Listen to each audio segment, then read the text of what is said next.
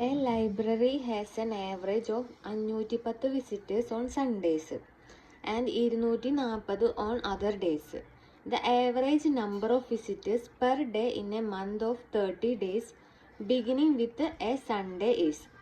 അപ്പോൾ ഒരു ലൈബ്രറിയിൽ സൺഡേസിൽ കൂടുതൽ ആൾക്കാർ വരും, 510 ആൾക്കാർ വരും. ബാക്കിയുള്ള ദിവസം 240 ആൾക്കാർ വരും.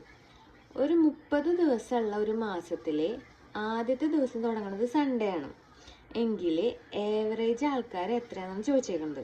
ക്വസ്റ്റ്യൻ മനസ്സിലായില്ലേ? അപ്പോൾ നമുക്ക് സൺഡേ ഫസ്റ്റ് ഡേ ആ മാസത്തിൻ്റെ 30 ദിവസത്തിലുള്ള മാസത്തിൻ്റെ ആദ്യത്തെ ദിവസം തുടങ്ങുന്നത് എന്താണെന്ന് പറഞ്ഞിട്ടുണ്ട്, സൺഡേ ആണെന്ന് പറഞ്ഞിട്ടുണ്ട്. അപ്പോൾ ആ മാസത്തിൽ എത്ര സൺഡേ ഉണ്ടെന്ന് ആദ്യം നോക്കാം. ആദ്യത്തെ ദിവസം സൺഡേ ആണല്ലോ. അപ്പോൾ 1, 8, 15, 22, 29 മൊത്തം 5 സൺഡേസ് ഉണ്ട് ആ മാസത്തിൽ. ഒരു സൺഡേയിൽ എത്ര ആൾക്കാർ വരും? 510 ആൾക്കാർ വരും.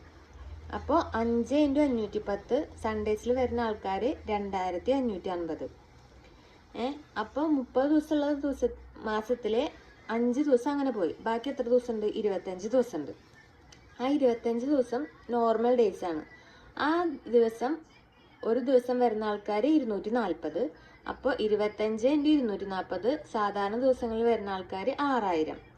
അപ്പോൾ സൺഡേസിലും നോർമൽ ഡേയ്സിലും കൂടി വരുന്ന ദിവസത്തിലുള്ള ആൾക്കാർ നോക്കിയാൽ 6000, 2550, 8550 കിട്ടും.